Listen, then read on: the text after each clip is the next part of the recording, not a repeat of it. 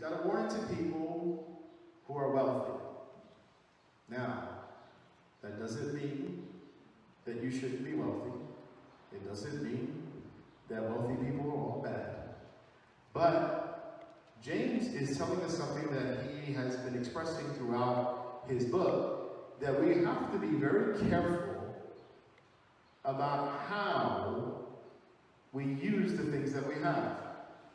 Whether it's our tongue, whether it's our mind, or whether it's our material gifts.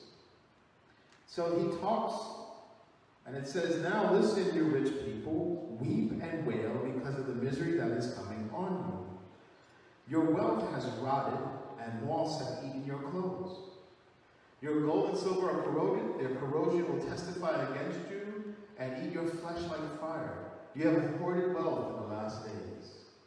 Look, the wages you failed to pay the workers who mowed your fields are crying out against you. The cries of the harvester have reached the ears of the Lord Almighty. You have lived on earth in luxury and self-indulgence. You have fattened yourselves in the day of slaughter. You have condemned and murdered the innocent one who was not opposing you." So James is actually talking about a specific type of wealthy person. And in ancient times, and I would say even today, wealth is accumulated how? Well, we need a couple of things. We need to eat, we need to have some clothing and some shelter, and those are pretty much the basics. He's not talking about people that have just the basics, though. He's talking about people that go beyond the basics. Have you ever noticed some of the extravagant things that are out there that people do? I'm impressed. Every once in a while, I get the privilege of setting up for the car show. We didn't have it this year because of the pandemic. I believe it's going to happen in August, but it's long days. But there are certain vehicles that are there, and I'm shocked at how much they cost. $250,000, $400,000. There was a vehicle, I think at one point was I think it was about $1 million. It was a Bugatti. And 24-hour security were sitting in front of that car. I've seen Rolls Royces. I've seen all kinds of interesting new vehicles. And I always thought to myself, wow, would I ever need a car that is $250,000? Of course, now, I'm a little strange.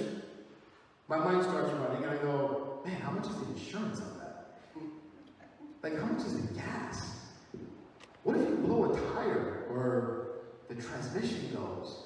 Can you imagine how much it costs to fix that? That's my silly thoughts. And then I think to myself, somebody can actually afford this car, or else they wouldn't build it. And every once in a while, usually on a Sunday morning, I'm not sure why, but it seems like Sunday morning is the great day, because I guess there's less traffic. I'll catch somebody while I'm driving in my car, coming to church, and they'll zoom by in that Lamborghini, or in that souped-up Corvette, or whatever it is. And I say to myself, wow, the indulgence that we have. Have you ever seen some people's houses? 25,000 square feet. It's like a town. It's like my whole block of houses. It's one person's house. And here's the key. God doesn't have any problem with being wealthy. If he had a problem with wealth, he would have had a problem with Solomon. And Solomon, if you read about his wealth, well, there's still people looking for his wealth, by the way. They're still looking for his wealth. I don't even think they could accumulate how much he had. It was insane when you read the description, even for his time. But in ancient times, basically, you wanted clothing, you wanted food, and you pretty much had some kind of a precious metal, like gold or silver, or something that you could do transactions with. And guess what? We're not that much different today. We really aren't. But what James is talking about are people who are taking advantage of other people in order to get it. Have you ever worked for someone like that? Maybe they didn't pay you what you were supposed to get paid.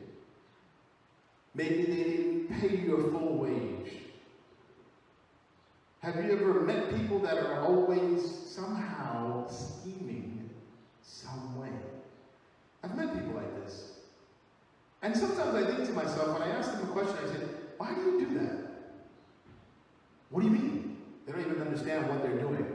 Which brings us to the other chapters of James, right? They don't know what they're doing with their tongue. They have no idea what they're thinking about. But the reality is, they're doing these things for what? For self-indulgence, James says. Look at me. Look at my house. Look at my car. Look at all the things I have. I mean, come on, we're in the look at me generation, aren't we? Isn't that the whole idea of Instagram? Look at me. Look at this meal I'm having. You know, we constantly look at me. It's self-indulgent. But there are people that are suffering because of your indulgence. I work in the construction trades, you guys know that. There was an incident one time where there was a young man, he was actually the son of the owner of this company. The company was having some trouble, and he had a brand new BMW. He pulls up to the job site. And there are about 200 guys there, and a bunch of them have not gotten paid.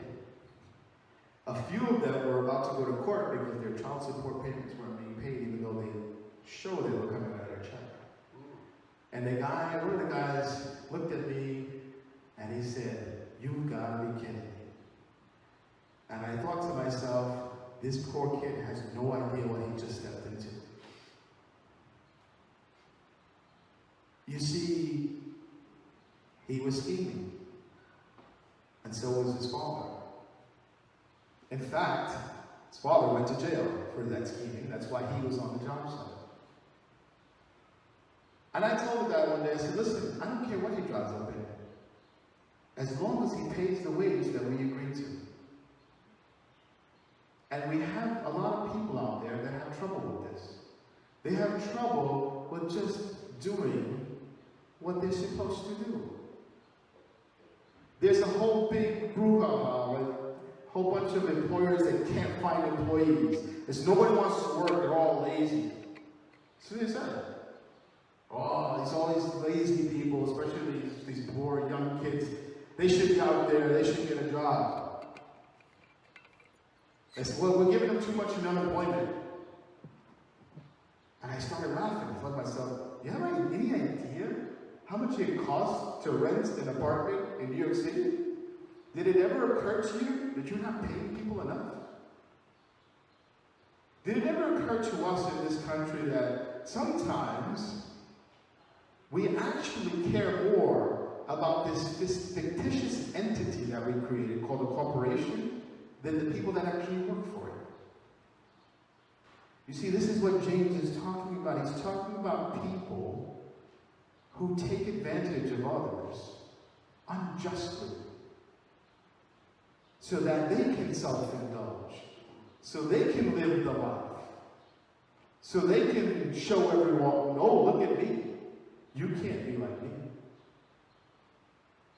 You know, what's interesting is that, specifically in this country, we have a problem with this. We assume that because someone has a monumental material wealth, that somehow they also are smart, and they also can be a politician, and they can also run the country and do all. We have this distorted idea that if someone accumulates enough wealth, that somehow they're better than everyone else. And somehow, the people that are not wealthy, well, stinks to be you, doesn't it? Stinks to be you. You should have been smarter. Should have been like me. That's part of the problem. It's the arrogance that James is talking about. And he's saying to them, you don't seem to understand that you're going to be weeping and wailing because you're not taking